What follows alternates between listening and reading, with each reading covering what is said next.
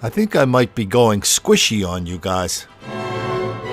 I just saw a really strange story on the Chicago TV station this morning, story that cops in Chicago want you to see. And when I saw the story on TV, I noticed they left out a whole bunch of really important, pertinent facts.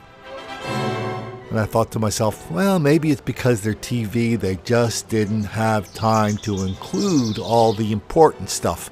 Let's watch the newscast, and then let's hear the rest of the story. And it's already a strange story. Man shot 7 times by Chicago police files a lawsuit against the city and the officers who shot him. But then, quite the surprise, he gets arrested just hours after Dominique Greer and his attorney released video of the police shooting that injured him. Greer was taken into custody. Michelle Gallardo here with the story. Michelle? You know, it certainly was not the ending that Dominique Greer was hoping for. One minute he's proclaiming his fear of Chicago police and suing the city for $15 million. The next, he's arrested for murder. I'm traumatized. I'm messed up. I can't really do nothing no more. It certainly was an unexpected turn of events. No sooner had Dominique Greer announced he was suing Chicago police for shooting him without reason, was a 25-year-old arrested outside his attorney's office in the Loop.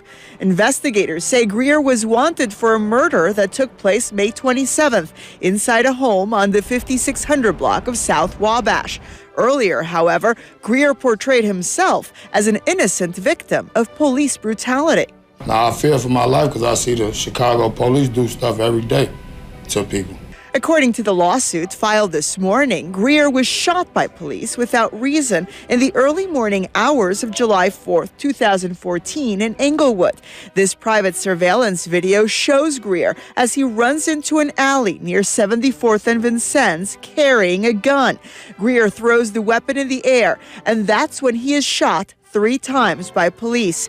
Greer stumbles, gets back up, continues running, then falls again. The same officer shoots again. Greer acknowledged that he ran away from police after they approached him and 2 of his friends. They asked us to put our hands on the car. I told them no. And so when he tried to grab me, I ran. I feared for my life. And at no time did the officer see a gun in Mr. Greer's hand or the flash of a muzzle. And there's no basis to shoot him 3 times and an additional 4 times as he lay on the ground. So the TV guys never really got around to telling us how this started. So the cops stopped this guy and they said, put your hands on the car, we're going to frisk you. A perfectly legitimate and legal thing to do. He ran. While he was running, he took the gun out that the cops had suspicion that he had. I don't know if they saw it on him or not. I think they did, but anyway, he ran. He takes his gun out. He throws the gun. The gun goes off in the middle of the chase. The cops believe this guy is firing a gun at them. That's when the gunfire was returned. That's when this guy got shot 7 times. 2 years later, he's still on trial for those charges. Having a gun, and he has a really long record of violence and drugs and guns.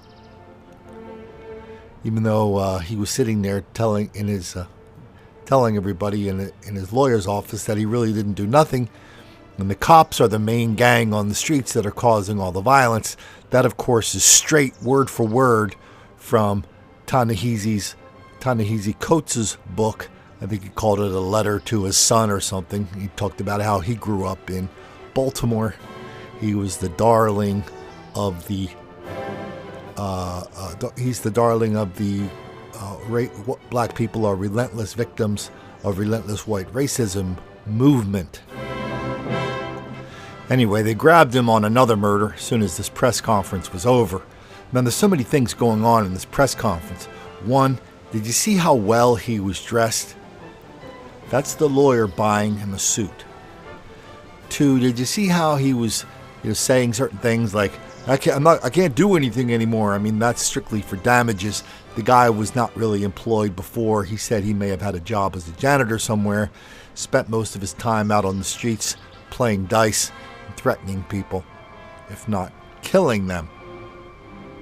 Now his lawyer is all unhappy. He's out of pocket for all this money he spent on training the guy, buying him a suit, all the time he spent coaching him up,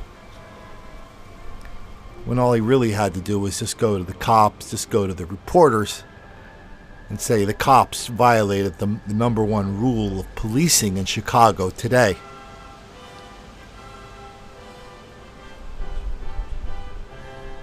Don't make the black kids angry.